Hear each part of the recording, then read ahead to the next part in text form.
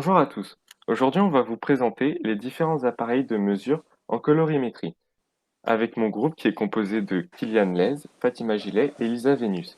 On va commencer par vous faire un rappel de qu'est-ce que la couleur, qui va être présentée par Lisa. La couleur, on observe trois grandeurs. Il y a sa teinte, c'est la sensation colorée. Ensuite, on a sa clarté qui exprime l'intensité lumineuse relative perçue. Sa saturation qui exprime la pureté d'une couleur. Et toutes ces grandeurs sont synthétisées par l'arbre de Mussel proposé en 1909. En deuxième point, on a trois facteurs à prendre en compte pour caractériser la couleur. La source lumineuse et l'observateur. Alors la source lumineuse, parce que l'œil ne perçoit pas la même couleur sous différentes sources lumineuses. Par exemple, le drapeau de la France, lorsqu'on le regarde sous une lumière normalisée, une lumière du jour, on voit bien les couleurs bleu, blanc, rouge, mais sous une lumière jaune, notre œil perçoit plutôt le drapeau de la Belgique, ce qui a entraîné la création d'illuminants ou standards par le CIE, qui est la Comité international de l'éclairage. Alors, par exemple, on a le D65 qui représente la lumière du jour, ou l'illuminant A, qui est souvent utilisé dans les boucheries pour mettre en avant la couleur rouge des viandes. Ensuite, on a l'objet perçu et l'observateur, qui est représenté par l'œil humain, qui intervient pour la perception des couleurs avec les cônes. On a trois sortes de cônes. On a rouge, bleu et vert, ce qui nous permet de dire qu'on a une vision très chromatique. Et ce qui a amené le CIE à définir aussi un observateur standard avec un espace colorimétrique pour celui-ci, qui sera le système RVB. L'évolution des espaces colorimétriques par le CIE. Alors, en s'appuyant sur les trois cônes, on a l'espace colorimétrique système RVB. Malheureusement, il sera remplacé car il n'était pas assez représentatif des couleurs perçues par l'œil. Parce que par exemple, pour obtenir certaines couleurs, il fallait en supprimer une des trois. Par exemple, pour avoir du chien, il fallait supprimer le rouge qui est représenté par la courbe négative, mais ce qui est impossible par l'œil.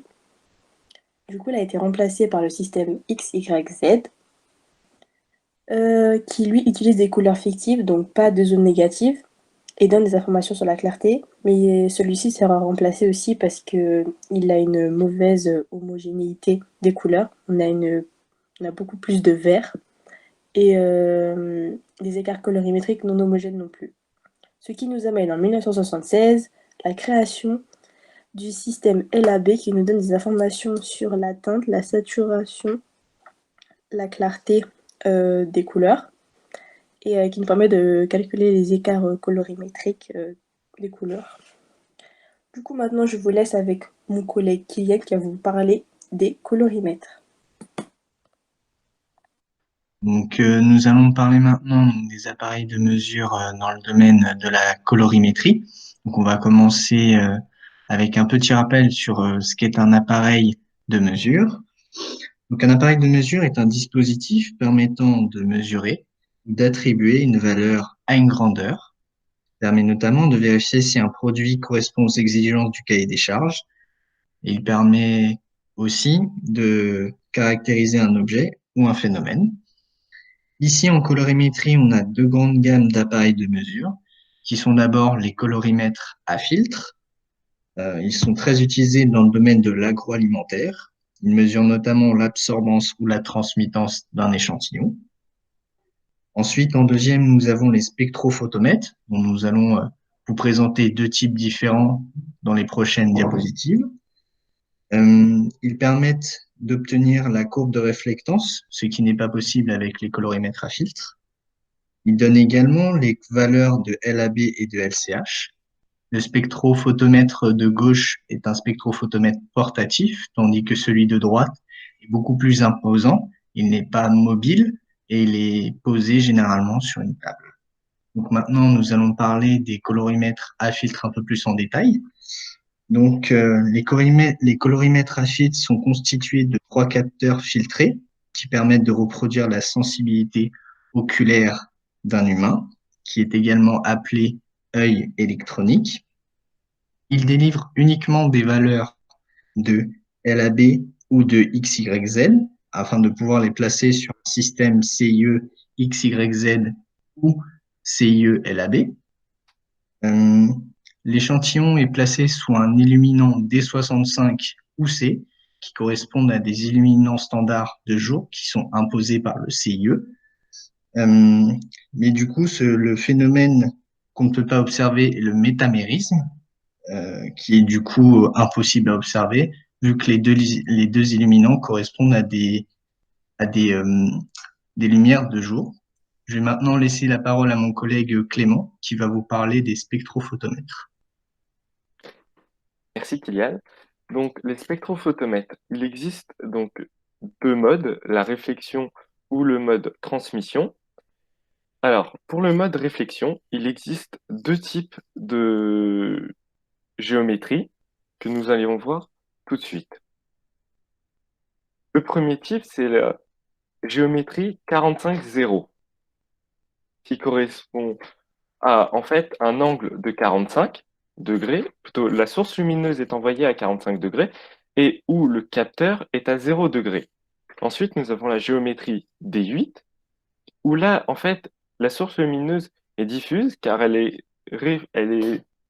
se reflète sur une sphère qui est en sulfate de barium et où bah, l'échantillon va voir une lumière diffuse et où il y aura un rayon qui va être réfléchi et qui va arriver sur le capteur qui se trouve à 8 degrés. Ensuite, nous avons le mode de transmission qui, lui, en fait, où il existe aussi deux types, mais qui sert plus à avoir des valeurs pour des objets qui sont pas opaques, qui sont plutôt liquides, ou des plastiques transparents. Donc, il y a deux types que nous allons voir de suite. Le premier type, c'est la transmission totale, où en fait, l'échantillon, plutôt, on met contre la sphère l'échantillon, et la transmission directe, où là, en fait, on va avoir l'échantillon contre le détecteur. Souvent, on les utilise pour quand on a des cuves étroites ou pour quantifier la translucidité de l'échantillon en question. Ensuite, donc, je vais laisser la parole à Fatima qui va vous parler de SCI ou SCE. Merci beaucoup Clément. Alors pour revenir en fait au mode réflexion et auquel on va s'intéresser un petit peu et aussi particulièrement au type de spectrophotomètre D8, je vais vous présenter deux types de modes qui sont utilisables avec ce spectrophotomètre, notamment donc le mode SCI ou Specular Component Include, où on retrouve la sphère et le capteur à 8 degrés, et l'autre mode, le Specular Component Exclude, également appelé SCE, qui possède une particularité que je développerai un tout petit peu plus tard. Donc, pour commencer avec le SCI, la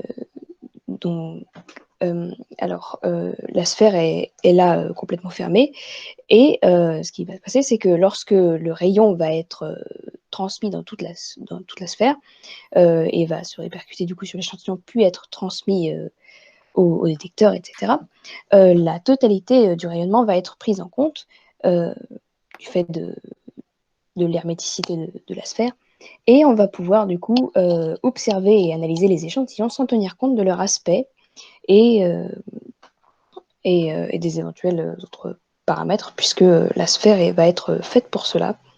Et donc, l'aspect ne modifiera pas la mesure avec ce mode. En revanche, pour le second mode, donc le mode SCE, on va voir que il existe à moins 8 degrés par rapport à la normale, modélisé avec le petit rayon rouge que vous voyez peut-être. Voilà, merci beaucoup, ici. Il existe en fait une ouverture qui s'ouvre mécaniquement, du coup, suivant la commande, qui est également appelée trappe spéculaire, et qui va en fait, en quelque sorte, annuler l'éclairage produit par la source lumineuse sur un périmètre qui correspond en fait à -8 degrés, donc à l'opposé du capteur. Et ceci va avoir en fait ceci va avoir un impact sur la mesure, puisque du coup la totalité du rayonnement ne va pas être prise en compte, et ceci va donc causer des problèmes par la suite si on est en présence de deux échantillons de couleurs identiques, mais de nature, enfin d'aspect différents. Le rayonnement en fait sera influencé, car comme on le verra après, en fait, plus l'objet est brillant et plus la mesure semble modifiée, puisque en fait, on aura par la suite un écart de brillance, puisque ce n'est pas du tout la même surface, ce qui va entraîner un écart de luminosité et un écart général au niveau du delta E. Et ceci va donc changer les données LAB obtenues via l'appareil. Et donc, pour finir la présentation, un petit rappel sur ce que nous avons dit sur les deux types d'appareils et sur leurs spécificités. En commençant par les colorimètres présentés par Kylian. Ils mesurent l'absorbance et la transmittance d'un échantillon, mais en revanche peuvent nécessiter l'utilisation d'un brillance-mètre pour des mesures plus complètes. Et ce type d'appareil ne donne que les valeurs X, Y, Z et LAB, et pas d'informations sur la courbe de réflectance de l'échantillon, et ne permettent pas de détecter la métamérie à cause du type d'illuminant présent dans le détecteur, et donc sont privilégiés dans l'agroalimentaire. En revanche, pour le deuxième type d'appareil, donc les spectrophotomètres, également beaucoup utilisés plutôt dans le reste des domaines où on nécessite la mesure et l'analyse des couleurs, on mesure la réflexion et la transmission spectrale de l'échantillon, et ceci peut parfois nécessiter de prendre en compte la nature, enfin l'aspect de l'échantillon pour choisir la mesure, le mode et le spectrophotomètre adapté, suivant si l'on veut obtenir des informations LAB, LCH, ou plus de précision concernant l'aspect, ou si l'on veut simplement faire un constat sur la conformité par rapport à la formule, et c'est pourquoi en fait la présence de la courbe de réflectance de l'échantillon est utile, et que ce type d'appareil est plus adapté lors de la correction de formule dans les chaînes, les chaînes pour contrôler les produits.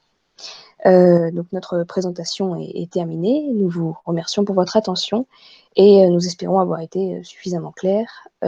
Merci beaucoup.